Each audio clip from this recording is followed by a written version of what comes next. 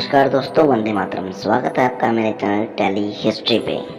जैसा कि हम मौर्य साम्राज्य के बारे में बात कर रहे हैं, तो आज हम बात करेंगे इस साम्राज्य के तीसरे किंग सम्राट अशोक के बारे में। सम्राट अशोक, जिनको अशोका द ग्रेट के नाम से भी जाना जाता है, वो बिंदुसार के पुत्र थे और उन्होंने 268 बीसी से 232 बीसी तक लगभग पूरे भारतीय उपमहाद्वीप पे राज किया। हालांकि सम्राट बिंदुसार की मृत्यु 272 बीसी में हो गई थी, लेकिन अगले 4 वर्षों तक उनके पुत्रों के बीच में राजगद्दी को लेकर संघर्ष चलता रहा और इसमें अंत में अशोक विजय हुआ और अशोक ने 268 बीसी में मौर्य साम्राज्य की कमान अपने हाथ में ले ली।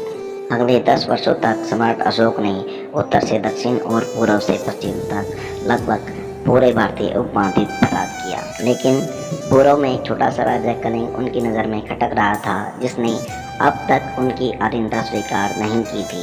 अंत में अशोक ने उस राज्य पर चढ़ाई की और उस पर विजय प्राप्त की, लेकिन इस युद्ध में इतनी हिंसा हुई और उसके हिंसक दृश्यों ने अशोक के मन पर ऐसा प्रभाव डाला कि अशोक ने सब युद्ध जैसी क्रियाओं को छोड़कर बौद्ध धर्म अपना लिया और शांति और अहिंसा के रास्ते पर चला गया।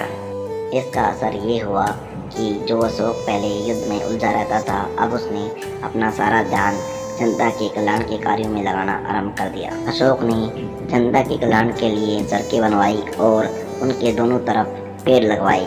उसने कुएं खुदवाए और जनता के कल्याण के लिए धर्मशालाएं भी बनवाई। अशोक की मृत्यु 232 बीसी में लगभग 36 साल के शासनकाल के बाद हो गई। अशोक ने कलिंग युद्ध के बाद पूर्ण जीवन में बुद्धिज्म, सत्य और अहिंसा का प्रसार किया। अशोक का भारतीय इतिहास पर काफ़ी प्रभाव है, यहाँ तक कि हमारा राष्ट्रीय चिन्ह भी सारनाथ स्तंभ से लिया गया है, जो कि अशोक ने बनवाया था। अगर वीडियो पसंद आया हो तो लाइक और सब्सक्राइब करें।